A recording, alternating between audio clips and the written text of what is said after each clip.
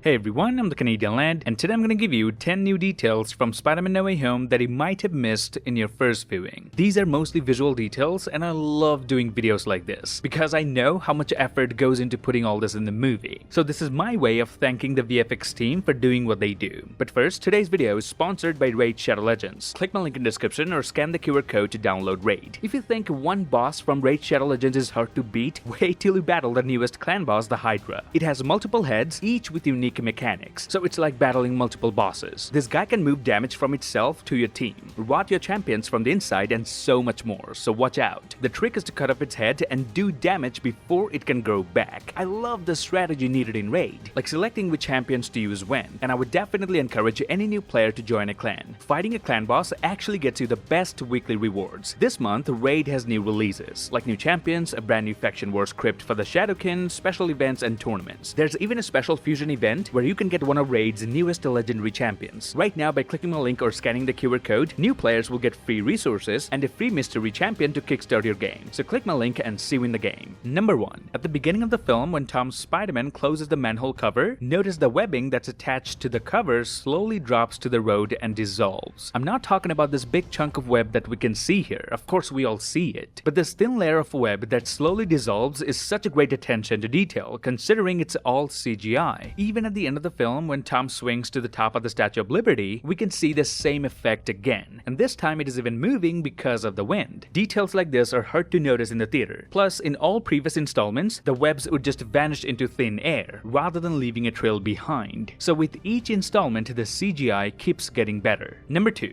Daily Bugle broadcasted a fake mugshot of Peter Parker, MJ, and Ned using their yearbook photos, with the caption Trio of Terror. They claimed that Spider-Man hasn't been working alone, and they have exclusive reports on his partners in crime. Now this was broadcasted on TV, but notice in J. Jonah Jameson's studio, he has a physical copy of the same issue that he stuck to his wall using tapes. Now I'm not sure about this one, but this does look like Liz Allen from Spider-Man Homecoming, Peter's previous love interest, who has also given an interview to People magazine calling Peter Parker a liar. Now later in the film, after J. Jonah Jameson upgrades his studio set, we see him selling Daily Bugle supplements. But notice even in his old, poorly made studio, he had 2 bottles of Daily Bugle supplements. So this is not just something he started selling after he became big. Number 3. With the US government issuing a warrant for Peter Parker, aka Spider-Man, notice Czech Republic has also issued a warrant for Night Monkey, as he was seen swinging and fighting like Spider-Man in Prague. So they're still not sure whether Spider-Man and Night Monkey are the same entity, but they don't want to risk it, so they issued a warrant for Night Monkey anyway. Number 4. In my part 1 breakdown of Spider-Man No Way Home, I've talked about this detail where Peter makes a very high jump and lands exactly where he needs to. But notice the surroundings here. There's a very small poster of Mysterio, and just behind Peter there's a big banner depicting Lady Liberty holding Captain America's shield. The entire movie was preparing the audience for the final battle, which took place right at the top of the Statue of Liberty. Number 5. When Tom Spider-Man arrives on this bridge to look for the MIT assistant Lady, there he comes across a Daily Bugle helicopter tracking his every move. Peter even waves his hand and says, "I can see you." But moments later, when Peter is checking all the cars to look for the MIT Lady, he stops near this car where this girl is watching something on her iPad, and her sibling seems like a fan of Spider-Man. Now notice what this young lady was watching. That's right, the same clip of Tom's Spider-Man waving to the helicopter. So even though there's a bit of delay, but it's safe to assume that Daily Bugle is essentially broadcasting live each and every move of Tom's Spider-Man. And it's kind of funny that this girl was watching the Daily Bugle reporting on Spider-Man without realizing she's also present in the exact same location. Number 6. Previously, we've seen the word Ditko appear on the rooftop at Peter's school. Steve Ditko is of course the co-creator of the character Spider-Man in the comics, but after watching the film again, I now noticed another reference to Steve Ditko. When Aunt May drops Peter and Norman Osborn at the Sanctum Sanctorum, there in the feast truck, we can clearly see it says Ditko. This is the only time we see this side of the truck. If you've seen it already, I apologize for including it in here, because I didn't notice it in my previous viewings. Number 7. A lot of people have commented on my breakdown video that Liz is talking in favor of Peter here, and is calling Mysterio a liar, but that's not the case. Notice what the headline says here. Liz Allen's intimate past with Parker. So she's obviously talking about Peter Parker here and calling him a liar. I had to be on my feet when this scene came on screen this time, just so I can reply to you lads. Number 8. When Peter senses Norman's personality changing to the Green Goblin, he gets confused trying to find where the threat is coming from. But notice when he looks at Norman Osborn, he raises his left hand ever so slightly, but then gets interrupted by Sandman, who asks what's happening. happening. I think had Sandman not interrupted Peter here, he would have webbed Norman already, and that's why he was looking towards his left and raising his left hand ever so slightly. This is very good acting on Tom Holland's part, given the fact that he knew what's coming. Number 9. Until now, I had only discovered that Peter and MJ had this same photo framed in their homes.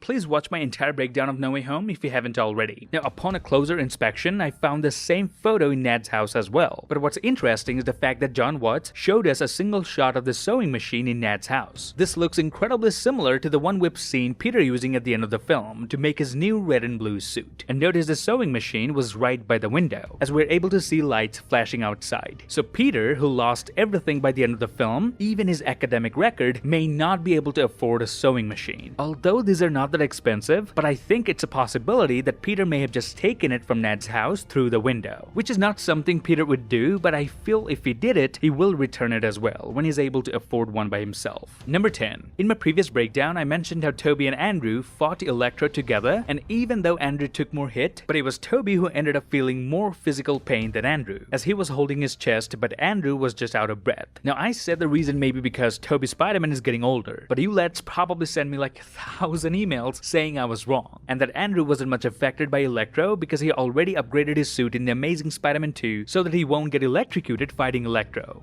With you lads debunking my previous claim, I paid some extra attention this time and found that you guys are in fact correct, and I'll prove it for you. Notice how smoke-like vapor was coming off of both Toby and Andrew's suits after their fight with Electro, but as many of you said, Andrew's suit already has what it takes to resist Electro's attack, so his suit was quickly able to bring down the heat. Therefore, the smoke went away quickly, but Toby's suit was yet to recover, as we can see a steam vapor is still coming off of him, so Toby's suit was still overheated from all those electric bolts. This is another incredible attention to detail. And that's it. For my next one, I'll be watching Eternals at 0.2 Febic speed and try to find some hidden details and Easter eggs that you are yet to see. Now, if you like this video, then please give me a thumbs up, grab the subscribe button, and turn notifications on. Follow me on Twitter, where I've been very active lately, and of course on Instagram as well. Till then, I'll see you lads in the next one.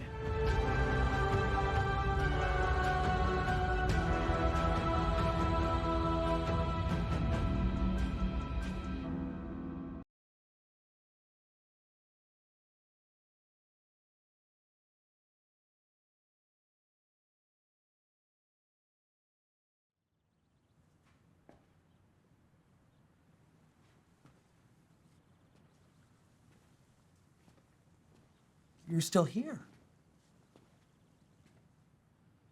It's over. Go home.